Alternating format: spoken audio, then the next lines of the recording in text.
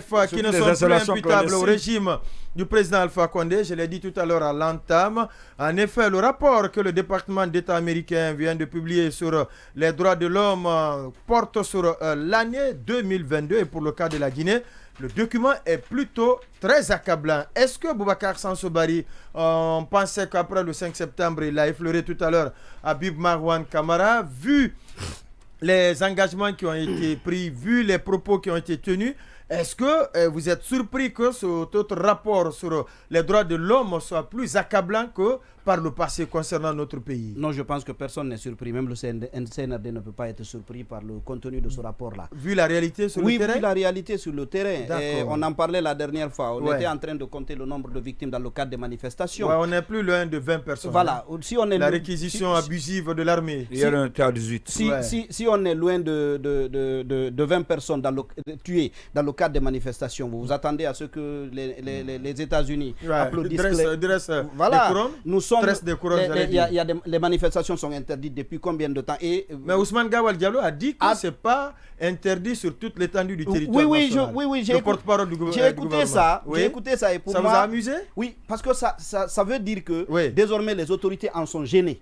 Elles ne peuvent pas assumer la décision qui a été prise. Sinon, c'est une décision. Et en même temps, j'ai réalisé le décalage qu'il peut y avoir notamment que nos confrères de RFI qui l'ont interrogé ont par rapport à la réalité du terrain. Parce qu'il suffisait de sortir le communiqué, de le lire et pour confondre Ousmane Gawal Diallo.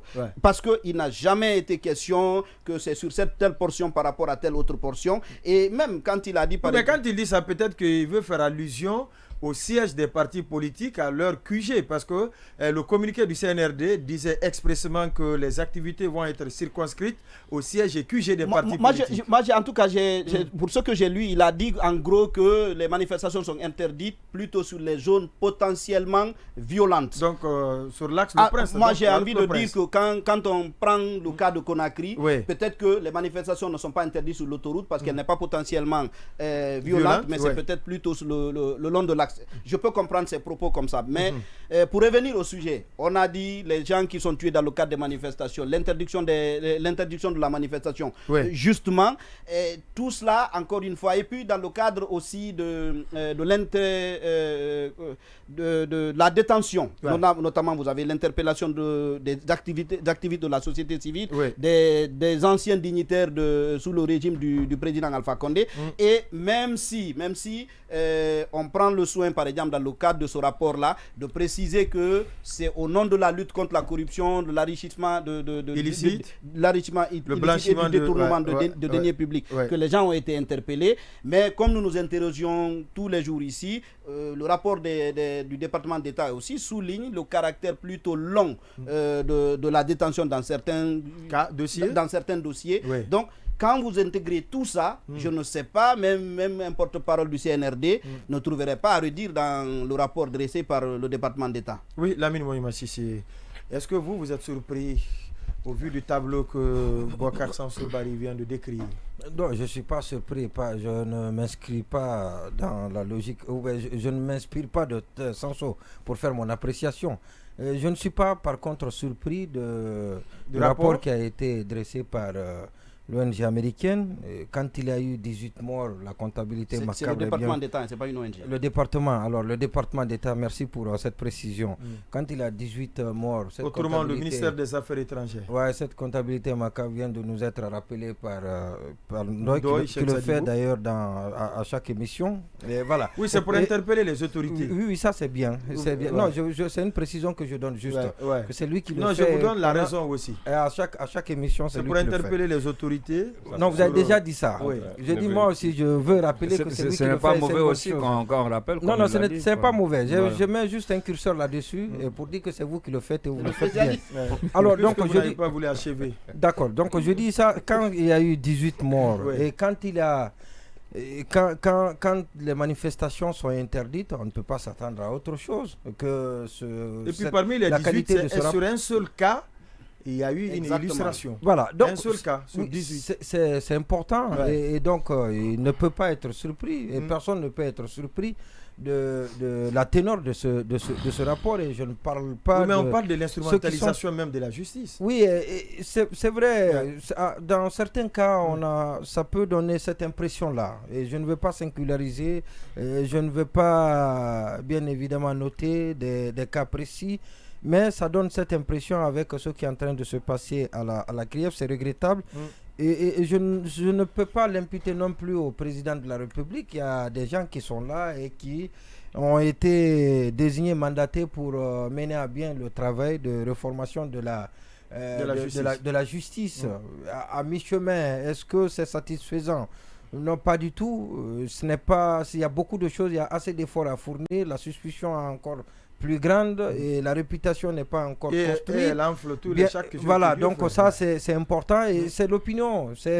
C'est l'opinion qui ressent cela et c'est l'opinion qui l'exprime tous les jours, et ça, on doit être très, très à l'écoute de ce que dit l'opinion. Et parce que c'est pour cette opinion que des discours que nous connaissons ont été tenus et des engagements ont été pris. Et même des actes ou actions qui sont menées, c'est pour cette opinion. C'est pour cette opinion qu'il y a des déclarations fracassantes à l'initiative de garde des Sceaux qui sort, qui dit des choses, qui fait des injonctions, qui donne l'impression que ça n'est terminé pour la lutte contre la corruption, d'accord, mais je me pose bien la question donc de savoir quelles sont les injonctions qui ont abouti à un jugement depuis que M.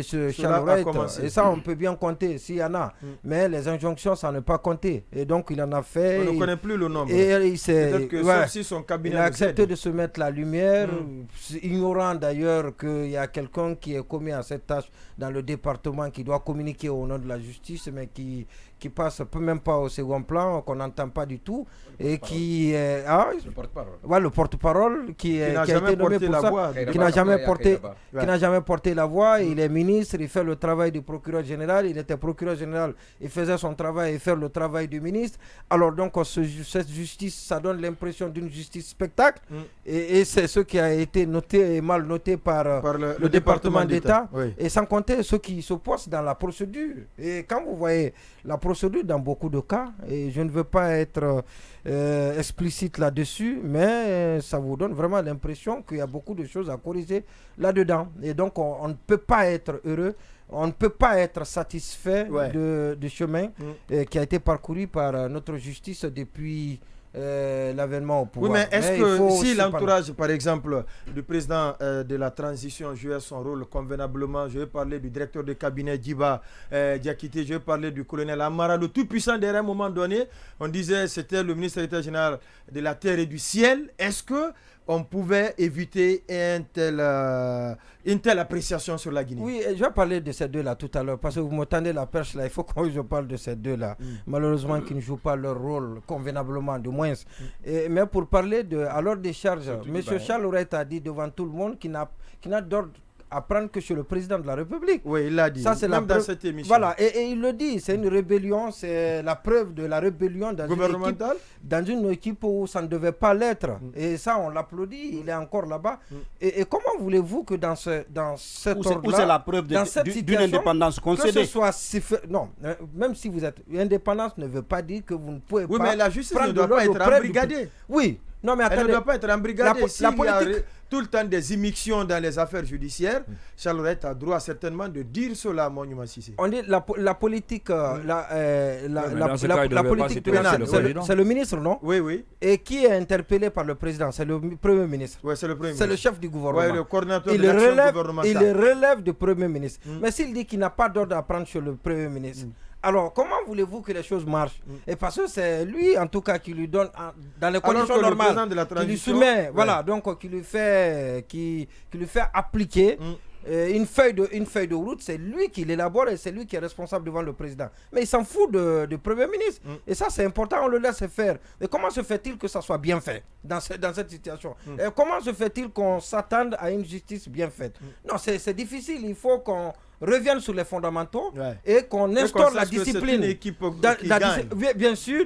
Maintenant, pour parler des deux là. Amara, ils font pas assez pour que... Mais je ne sais pas ce qu'ils font là-bas aux côtés du président. Et tout le monde se plaint de la diligence des dossiers à la présidence de la République. C'est la moindre des choses, c'est ce qu'ils peuvent faire. Le courant ne passe pas entre les deux. Je ne sais pas si s'il y a même courant entre les deux là. S'il y a fil d'ailleurs entre les deux. Mais ça ne marche pas. C'est grave. Ça ne marche pas. Et ça, c'est très regrettable. Si l'administration ne fonctionne pas à la présidence, et ça, c'est un véritable frein. Transition, c'est un véritable frein pour le président. Une transition des affaires. Alors, il faut que le président... il faut voir les mines. Attendez, je peux compter sur vous pour développer parler de ce sujet-là. Alors, donc, ça, c'est... Non, c'est vraiment regrettable. Hein. Il faut bien que le président revoie cette situation-là. Il a la bonne volonté, il a la bonne foi, mais l'entourage fait que les appréciations sont ce qu'elles sont. Ou tout au moins, comme l'a dit Alpha Condé, le poisson d'abord c'est la tête. Mais Amara s'en fout de gens, il s'en fout de personne. Il s'en fout de personne, les dossiers c'est à sa convenance, à sa guise, vous lui envoyez, il s'en fout. Mais comment ça peut fonctionner une administration de cette façon? Ou bien au gré des humeurs. C'est une présidence des vainqueurs. Vous n'êtes pas là-bas pour vous-même, c'est pas un patrimoine privé. C'est un patrimoine national, vous êtes obligé de satisfaire, de traiter tous les dossiers. Ça, vous êtes obligé de le faire. Ceux qui sont là-bas même pour ça. Vous ne pouvez pas faire de choix parmi les dossiers. Non, c'est une présidence des vainqueurs. Ils sont là-bas c'est très grave. Mais ils s'en foutent les deux là. Ils s'en foutent, qu'est-ce qu'ils font? Peut-être qu'il y a beaucoup de dossiers. C'est regrettable.